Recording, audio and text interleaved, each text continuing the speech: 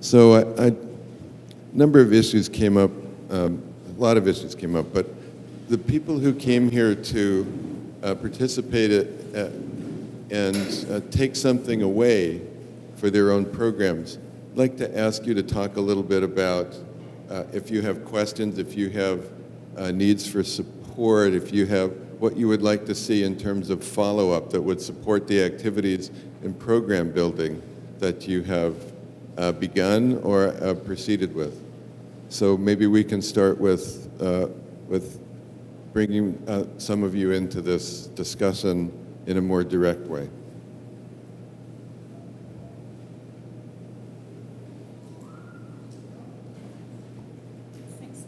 So I don't know whether it was appropriate to or not, but I sent a message out this morning. I would love to, I really appreciate all of the resources and the information delivery that has happened, and I'm eager for mentors and would love to, if anyone's willing to look at some syllabi or just even like phone chat for 20 minutes about what's happening and how we can align ourselves, this tiny little school, with a broader field. Our president is interested in micro-credentialing. I don't know what that means. I feel really uncomfortable with it, and that's the kind of stuff that I'd love to talk with folks about. Tiny little Plymouth State University cannot offer micro-credential and contemplative approaches to things. So ways to still have curricular and co-curricular experiences, and ways to work with administration in ethical ways that contribute to the field and don't detract to it. I just would love to continue the conversation with anyone who's willing to.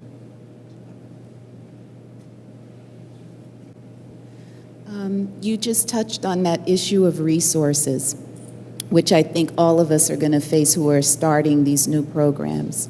So the idea that came to mind for me, and I forget whose presentation it was, it might have been Lewis's, where you talked about the stages of development. I would like to hear some more, I guess, about how one can create an initiative, at least, on a campus that doesn't require very much funding. Because I think for us, going forward, that's going to be the number one question that we get, is how much of the university, or the colleges, I should say in our case, resources need to be drawn on for this program. I think we need to show that we are self-sustaining to start with, and then we need to demonstrate need and demand. And then once you start speaking that language, that yes, we have the students who want to minor in this, yes, we have people who are going to teach these classes, now we just need a little bit of support from you and your approval to go forward, then we can move. So I think we need to start speaking about the foundational level and getting all of us off the ground on the foundational level. And then I'll pass it to you. I think that that's a really important question, and a lot of the way the programs that you are working on will develop are based upon the nature of your institutions and the resources in terms of faculty and the faculty's interests that you have there. So one of the important ways that I think that our model can help, because we have very specific conditions that won't be probably repeated in many other places, but one of the things we did from the get-go is, and you've done that already at Vassar, is to put together a group of colleagues, see what all of your training is and how contemplative practices come to bear in the work that you do. And then I think you need to come to some sort of agreement about how you define contemplative practices and what counts as a contemplative practice. And you can be very broad or narrow depending on how your group wants to move forward. And then start to think about ways in which you can develop courses that get students interested. I think administrators respond to student interest, and the number of students who become interested, take your courses, or decide to sign up for a major or a minor will influence resources that they will then develop. So it's kind of bootstrapping operation. Is it on? Is it on? How about now? It's on. You can hear me. How about this one? Yeah, so I was going to say something similar to Hal. I mean, before everything unraveled at my university, it was completely grassroots. So it was just kind of people reaching out to me reaching out to other people. We formed a faculty interest group. We just had these open conversations. We did some like shared readings. Different people would recommend different things. We discuss it. We kind of clarify our perspectives. Then we formed that professional learning community, so that 2-year contemplative pedagogy meeting based on that group of faculty, and also with the intent of trying to develop courses and think about introducing a contemplative element. And then I think the other piece is what I mentioned is having actual faculty members give open lectures on campus. I mean, that doesn't require anything really. I mean, we already have those resources to say, and I think it empowers the faculty to say, we want to highlight you. We don't need to bring in people from outside of the campus. So I think these are also ways to kind of start to increase the profile of what people are doing and introduce the approach to the larger campus community. Those are some of the suggestions that I found work on a grassroots level with absolutely no funding. I mean, I had a little bit to travel and go to seminars or workshops on my own, but not to develop anything on campus.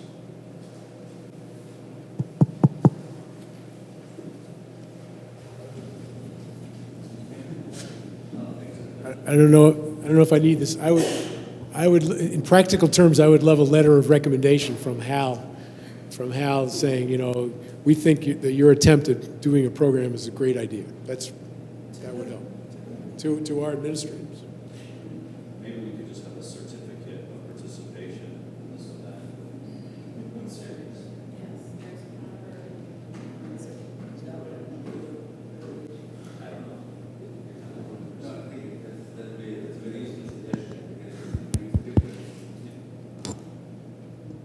Some context, you know, administrators try to reimburse or something they'll do. The credentialing is always very helpful. Just a certificate would be helpful.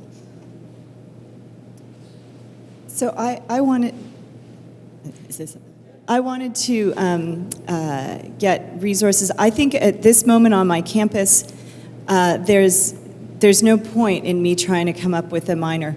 Like the resources are stretched. People are really being very turfy, you know, about their programs, and with a limit, you know, with 2,500 students, there's only so many students to go around. So I would really like to hear, to think about other ways that the curriculum could be infused with contemplative studies, and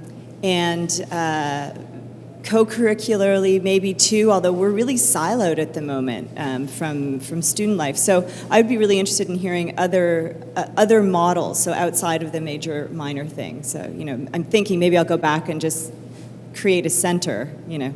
It'll be virtual, right? Like that's so I'm thinking, so those sorts of ideas. And also, if people have, I mentioned this at the very beginning, how do we maintain or ensure the integrity of the contemplative classroom on our institutions, given people's wide variety of experience with contemplative practices of whatever sort?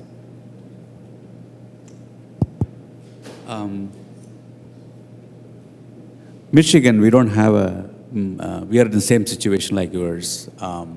It's a state school. There are a lot of resistance to this idea. So what we do is we share resources. I'll tell these are the courses people are teaching in different schools. So I recommend these courses to students. Finally, I talked to the chair, and she said, you can do something like this, how to help people to infuse this in their courses instead of having a major. And there is the administrative language is how to scale this up. Scaling is an issue, so they talk about scaling. So I'm learning how to pitch these ideas and how to use a language they understand. So they are willing to give a small amount to really train teachers to use this in their classroom, more than going for a center, or there's really a lot of resistance for that. Or find a donor who has a mission towards this. And that's always tough. So we go several times to talk to them about it. So. Yeah. So where I am, we have both a minor and a center, and the center is non-academic. So the center has been running since 2011. We only got space for it last year. So, but what we would do would be to arrange for space and repetitive space as much as possible so that we could do programming for students. We're lucky in that we have a yoga teacher training program as part of our academic program in kinesiology. So all of those students need hours. So we're able to offer a lot there. And then graduate students in my department that I've trained that can, guide some meditation, do that kind of thing, we're able to offer sort of the meditation training. And so that really doesn't cost anything at all. And it gets us out there. And then I've been running out of my back pocket. I ran from 2011 to last year out of my back pocket. Seminars once a month through both semesters. Sometimes our faculty, sometimes faculty that I know from other local places. And it hasn't been 15, 20 people come, which is fine. But we charge for that as well. So people come from, and so that gives us a little bit of money. If we make $200, a month, that lets us do a few things and buy a few things. And so it's really been scraping it together, grassroots, until we did get a donor just over the transom and got a bunch of money, and then the school paid attention. So one of the issues that's come up for me and is coming up again here is the issue of qualifications for teaching contemplative practices in the classroom. We here had discussions about that a couple of years ago and developed a set of criteria for if you're going to teach for 5 minutes at the beginning of class to do an intro meditation, then we recommend that, the guideline is that you do, I can't remember exactly what it is, 1 retreat or 2 retreats of X number of days so that you have this kind of experience under your belt. And so I was suggesting this. So we have a couple of related associations that are interested in this kind of work. The Association for Contemplative Mind in Higher Education is one of them, and they have a very active website, a discussion site. But I think one of the issues for me in interacting with people on that site is people's lack of wanting to define contemplation and contemplative, and my desire to define it maybe overly precisely, but feeling that if we don't have a kind of firm foundation in what we mean by contemplative or contemplation or contemplative pedagogy, that there's no basis for agreement and there's no basis for developing a field. So I think one of the issues is that I think we need to come to some broader but precise definition of what we mean by contemplative, and that discussion, I think, continues. But I don't think we can let it be just as broad as what anybody thinks it ought to be. My idea of contemplation, it may not be yours, and then there's no basis for a field. And then, once we have an idea of what that is, then we can better get clear on what the qualifications for teaching it in the classroom are. These are challenges, but I think in discussions out of this group, I think it's not a bad idea to think about forming a kind of alternative network. It doesn't have to be very organized. People who know more about websites can help. We have a lot of students who are much more technologically gifted and trained than most of the senior faculty. So we could do something, maybe at UVA, something could be done to try to organize this. We've talked about this in the past, but all of us are so busy doing the things that we're working on already that it's been a challenge.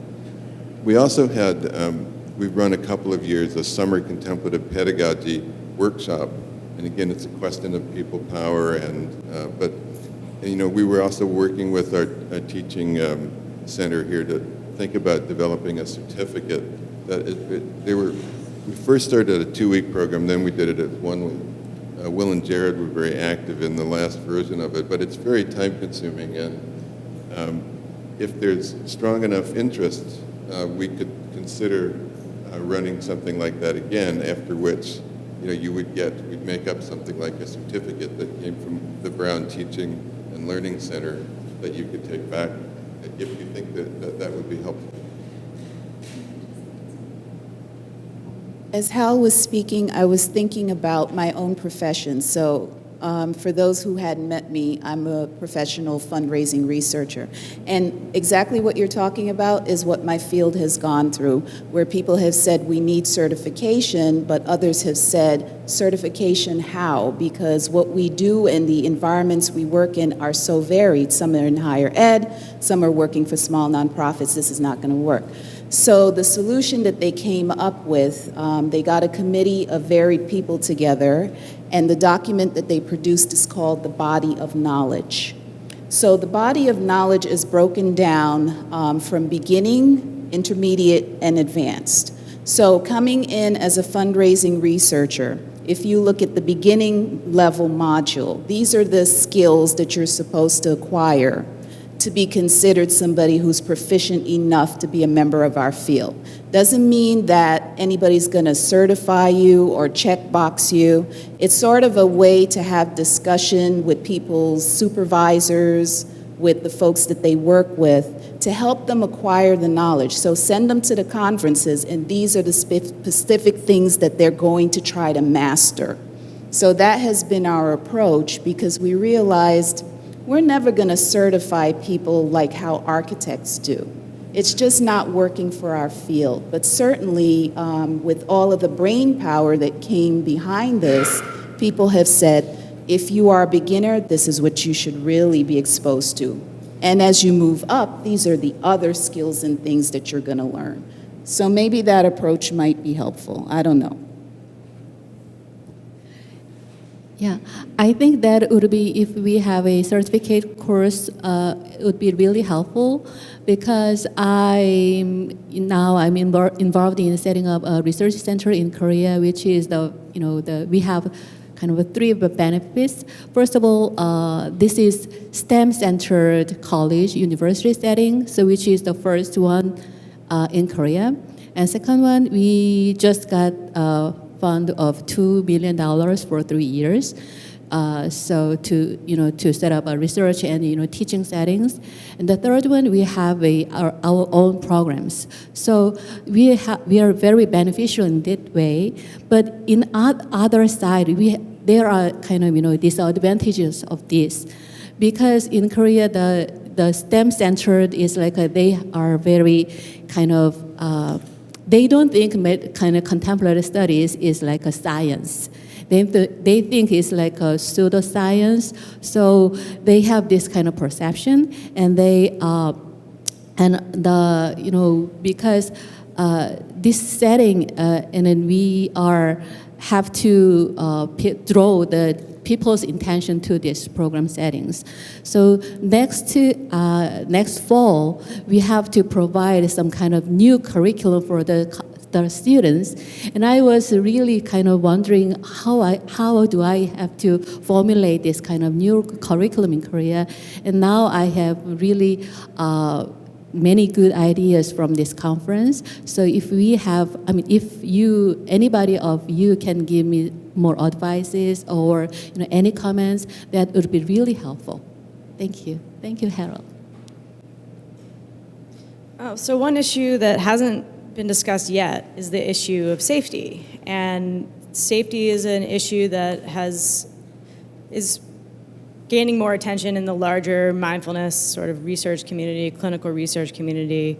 And it's been widely acknowledged that there are risks, there are adverse effects, and that part of a competency for a mindfulness provider is knowing what those are, how to manage them, and how to screen for them. So I've been offering a safety training for at most of the mindfulness centers internationally, as well as the UK's National Health Service, which does a lot with mindfulness-based interventions, and a couple schools like Mindful Schools, Calmer Choice, like ones that are have a training program. And I mean, what I've been offering for the MBI providers is a day-long module that involves like informed consent, what are the inclusion and exclusion criteria for most, what kinds of issues get screened out. And then how to monitor, like how would you even know if somebody was having a difficulty? If you're expecting them to just volunteer and tell you, that's ridiculous. And then also management, so what do you do when it happens? So I think that the school environment, especially higher education, has a whole new list of challenges. So most MBI providers have some kind of clinical training, and if they don't, then they are usually required to partner with someone that does. That's not at all the case for educators. There's no requirement whatsoever to have any kind of clinical or mental health training. There's also the dimension that, students aren't taking these classes, they're not seeking mental health treatments, and so it's not appropriate to ask them about their mental health. It's probably not even legal to ask them about what their mental health issues are. So there's no screening out of anybody. And so you're actually going to have much more high-risk people in your classroom than most MBIs have, because there's a discussion about that, and there's an informed consent discussion. So that's not happening at the college level. So I think there's a whole new discussion that needs to happen. That's a very different situation that is I think in some ways more urgent because of these certain kind of parameters, but that at least we should be aware of what's happening in the larger mindfulness world around safety and try to build a plan around that for higher education. So. I just would kind of second that, and thinking about the ways in which we teach and the difference between 5 minutes and an hour and a more intensive intervention may have different needs related to that issue. I'm just going through my whole list. Thank you so much for everybody's thoughts. I want to second the mentoring piece, because even though there's a group on my campus, there's also a lot of politics. And I feel as if, besides the group that we work with, it would be nice to just have a group mentorship or something that's ongoing. And then the third piece is the piece of inclusion and diversity. And if we're going to do this, that should be part of all the discussions we have in whatever we're doing. And maybe we're not comfortable with that. So maybe there needs to be more work with that, even in the context of today. Because, the last session, I could go for days and continuing to discuss that. So I think it's just really important too. So thanks for listening.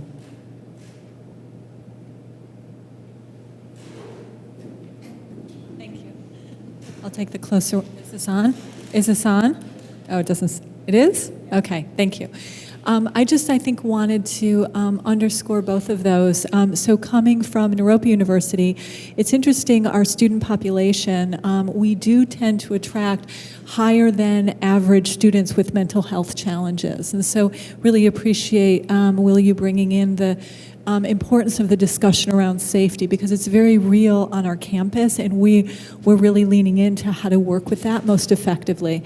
And then also just wanted to say that I think that we can't think of contemplative studies without deeply situating it in issues of diversity, and just to notice where kind of intersectionality showed up in our weekend together, which was on the last day, and it might have been due to your availability, but that it needs to be threaded throughout continually and brought back in. So because I think if we're going to create a robust contemplative studies program, we can't see it as in any way sidelined, but is central to the mission.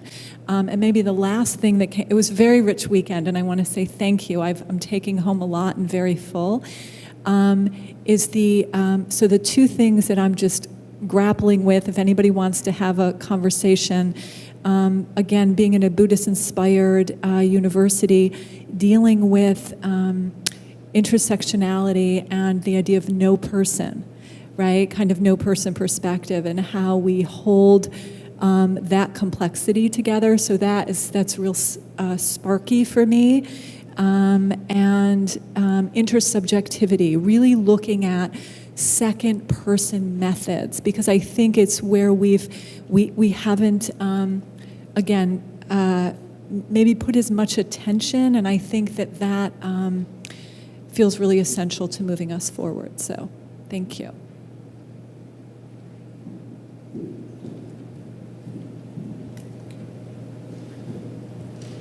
So I wanted to go back to the original question that you had. And it seems to me that a lot of it does revolve around issues of definition and common cause. And from my own background, which is very contemplatively focused, it's my stupid academic career, is about contemplation and philosophy and so forth. And having spent a lot of time in contemplative institutions, from my own perspective, the pedagogy there is pretty deadly. It's terrible.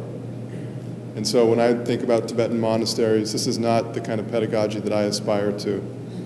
And the power problems are just extraordinary, in a bad way.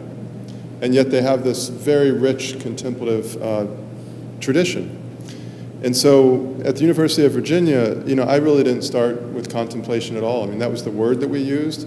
But when I would try to find out who I had common cause with, I would never be selling them contemplation. And if that's what I'd been doing, we never would have gotten any serious traction, in my opinion. And so instead, we started off with conversations. What's this, like division of student affairs, student health, residential life, etc., or the law school, or the education school, or the medical center, and so forth. And we just started off with conversations about what are you concerned about? What are your hopes and aspirations and fears for your students right now and in the future? And they're very different futures. And so that's kind of how we worked and established common cause with people. And so early on, I had this K through 12 conference that we hosted, Tish Jennings and I, and we did all these interviews with people who were leaders in the field of K through 12 education. And one of the big questions we asked is, what's the difference between contemplative education and social emotional learning? And it was really instructive for me that the answers were absolutely all over the map. And these were with people like Mark Greenberg and Linda Lanteri and other kind of luminaries in the field. And they just had totally divergent answers. But some of them really stuck with me. But what I think stuck with me more than anything was just the incredible overlap between the two. And the impossibility of saying, oh, that's social emotional learning, that's contemplative learning. For example, Mark Greenberg, one thing that stuck with me was he said, contemplative learning, the two things that he values about it is that it's ritual and that it's about larger philosophical questions. And that was how he differentiated the two. But what stuck with me was the kind of artifice and the contrivance of it. And so for me, it's really about the students. It's not about contemplation. And so when we started this project with Richie and Mark and John Dunn and Rob Roser and so forth about the Student Flourishing Initiative, you would have thought this would all be about contemplative learning and so forth, since that was all of our background. But we really threw that all out the door. And we just started off with these kind of topics. What matters for our students? And how can we enable them to flourish? And what's really impacted upon me in the last 6 years is learning the incredible knowledge that our colleagues have in our universities about these challenges. And if you go to the drama department and you're talking to them about experiential education, give me a break. They're doing things in a totally different manner than what we're doing. And I think we often, those of us in the humanities, extrapolate from our extraordinarily impoverished forms of learning that we offer and think that's what everybody's doing at the university. Go to career counseling, go to Res Life, go to the Student Health Center. There's so many interesting things happening at the university, or athletics. A lot of conversations with sports psychologists over there. And I think if we're more humble, then we'd find so much common cause and traction in our universities in a way that we won't if we think it's just about a contemplative minor or a contemplative major and so forth, which I think are valuable as well. But that's not the approach that I've kind of taken.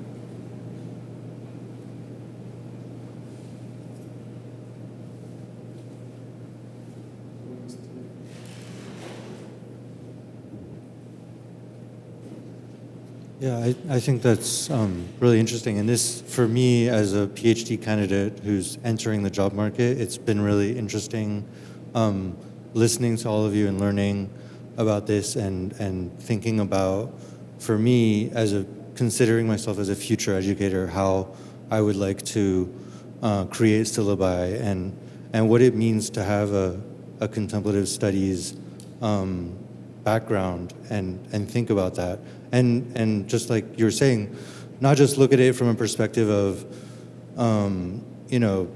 incorporating meditation into the course, but rather into like how does it fit into a mission in the university of kind of cultivating, kind of like educating, not just like in a sense of facts or even like critical thinking, but also like as a human being, like creating, like helping people to become, like in kind of classical Chinese philosophy, you talk about a complete person, like a fulfilled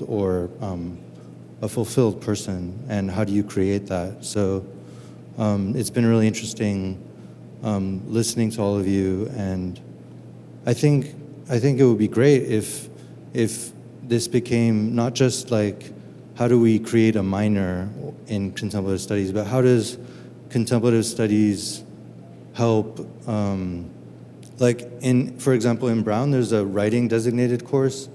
Students have to take a course to learn how to like think critically and write papers. They have to take at least one course like that. So it would be great if they could take a course about how to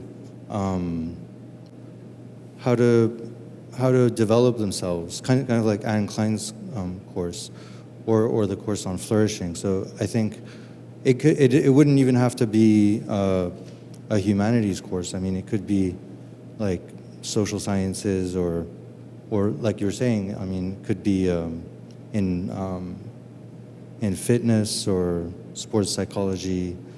But yeah, so I think that would be interesting.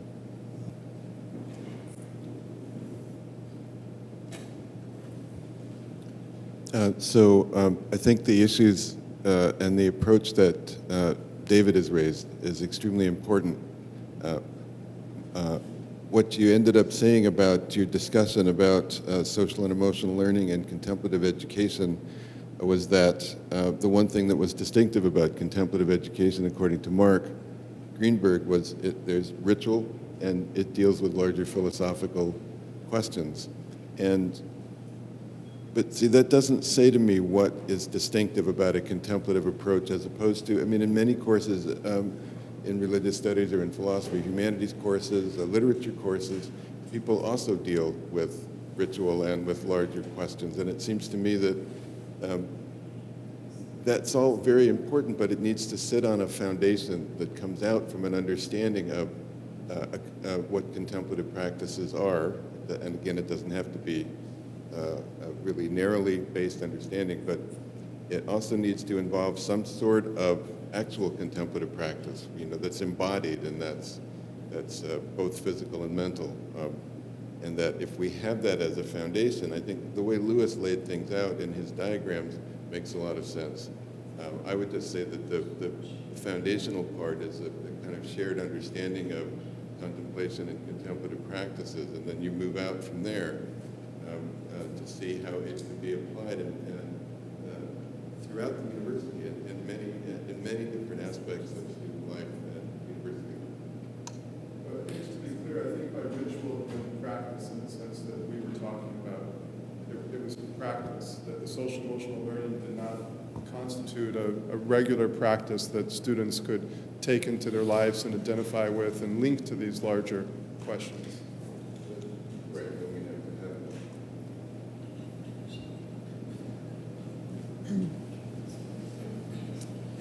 I'm really struck by what do you say? I think the flourishing is a fantastic word. For me, I think my operative word throughout has been something like, has been wholeness or integration. And what I'm hearing in these last comments and what I also feel is that for contemplative, that the embeddedness of any contemplative practice that's introduced into the classroom into an aspiration for a wider well-being of students is really critical. And it really helps to de-silofy, some of our as where we are in our, because everybody, I think, once they're offered the opportunity to say, do you care about how your students are flourishing or doing? Yes, we do. Of course we do. But that's not even a category in many cases, except over there in the Wellness Center. And so one of the things that seems to me important, and also a strength of the humanities as such, is to say, hey guys, we're not just teaching you a technique. We are showing you who you are as a human being. You are not just a smart brain. You have feelings, you have aspirations, you have an imagination, you have a body, and so all of these things coming together as an enhanced sense of personhood, which can be amplified in whatever way people do that. I mean, that's true in all the traditions, I think, that we study. There's a way of talking about that. So I think what's very important is that contemplative studies also not get siloed into the idea that we're teaching meditation, even though I agree, because I feel that experiential learning is crucial, and it's a crucial distinguishing characteristic. And I also feel that this larger framework, like David and others, and you have just mentioned, and Aaron is really, I think, implying, is very, very important for us. It's not just, it's not like the humanistic analog to neuroscience. It's localized. It is encompassing. A final comment. I don't think this is on, is it? Yeah. I'm a little reluctant, actually. These last few statements have been very inspirational, very philosophical, and I'm bringing it back to the nuts and bolts. I just wanted to put it out there. One of the things that I do need to think about more and understand better is how to have different faculties relate to each other. So I'm in maybe a really privileged position from the University of Ottawa, where the Dean of the Faculty of Arts is very excited actually about creating a minor in contemplative studies. He doesn't know what that is, and maybe it's a good thing that we're not defining it for the Dean, because of course it's marketable. The Dean of Faculty of Arts wants to own contemplative studies, but at the same time we want it to be interdisciplinary. So I'm not sure how that works, and that's one of the things that I'd certainly like to understand a bit better. It's those silos again. We don't want it to be that, but at the same time, the arts, in my case, in our university, wants to take control of this discipline. Yeah. Not an inspirational thing to do.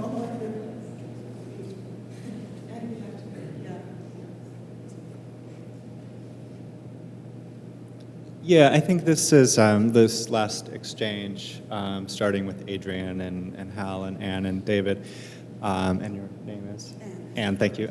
So I just the more I hear these things and the more I think about the people in the room, the more I feel like there's just I feel personally confused, or like there's an inherent lack of clarity around what.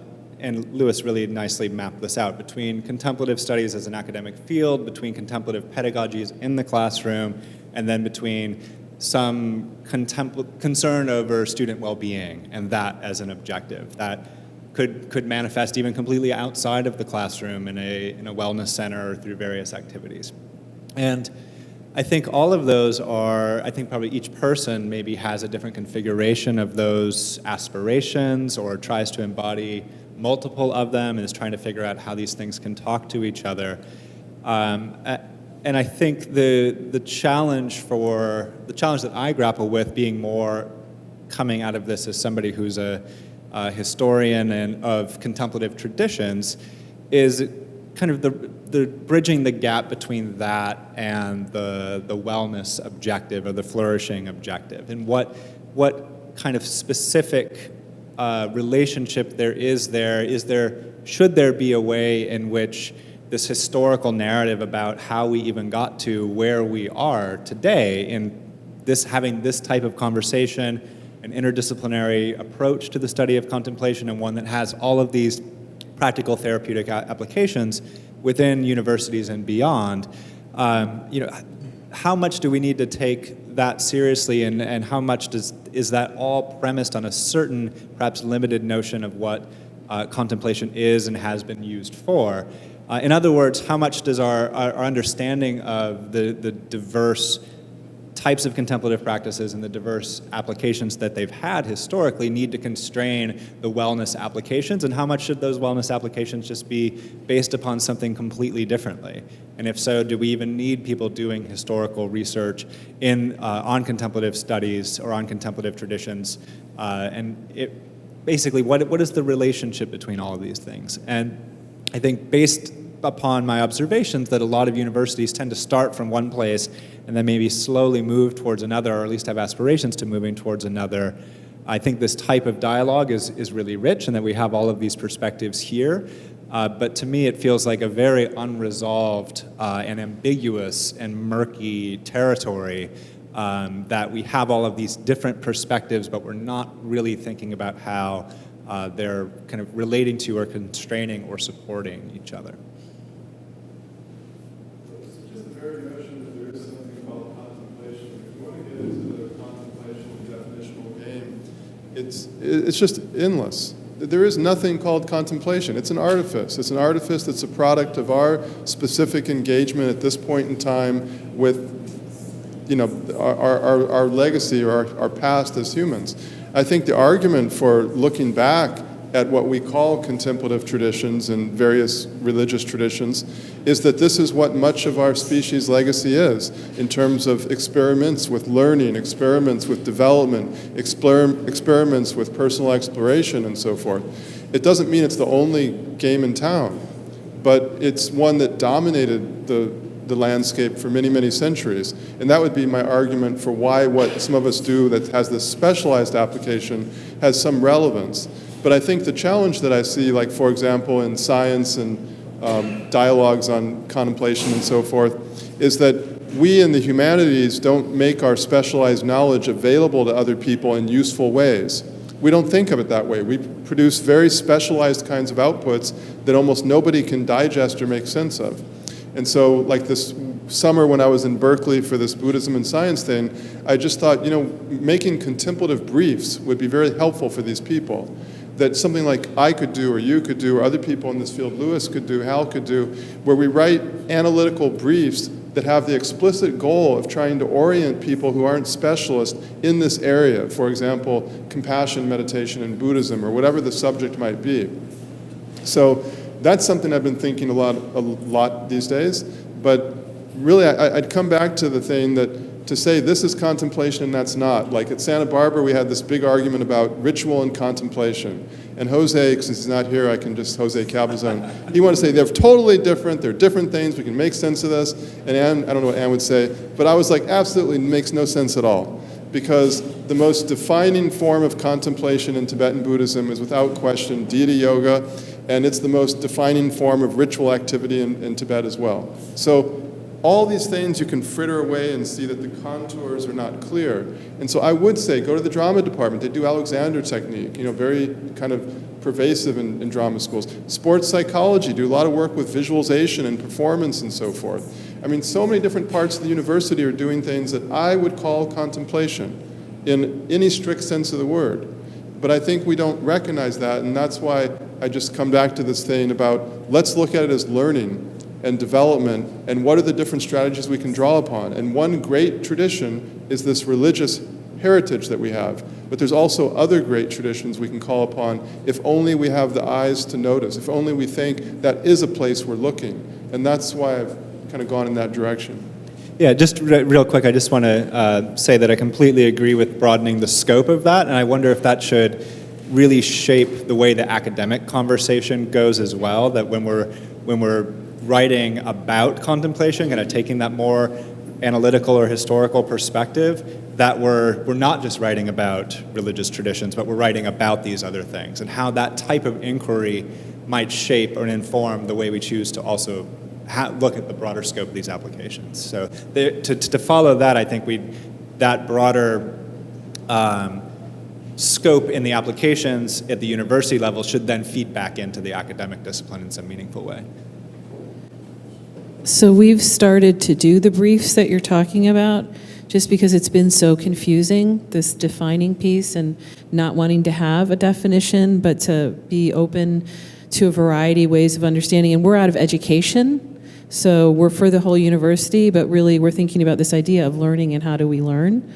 And then the other piece I just want to say, at least from where I'm at Miami University, for me, the contemplative studies piece is important for a couple of reasons. I mean, one reason is because it's awesome, but the other reason is because for sustainability, that there are a lot of little things that go on and happen here and there, and maybe in 3 years that will stop.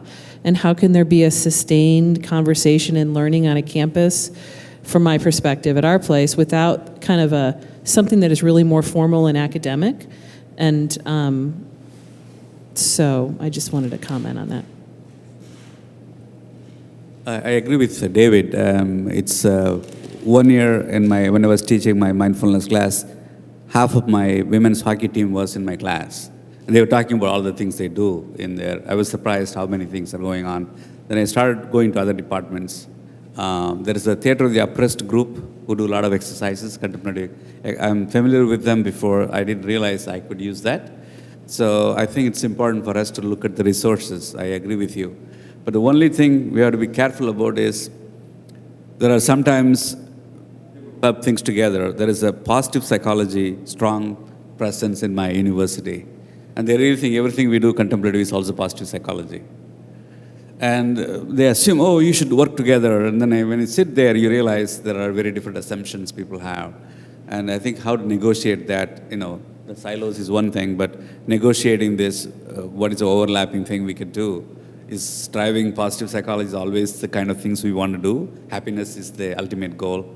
So it's a really difficult conversation, but I think keeping the pragmatic aspect of what is open to us and at the same time retaining some sense of identity so we can have conversation. Because the positive psychology group is probably the biggest group in my university. Very powerful, lot of money they have. And it's really interesting. They all say, oh, mindfulness, you should come. And I said, that's true. And some aspects of it, yes. So it's really, I'm very thankful, really, you wrapping it up.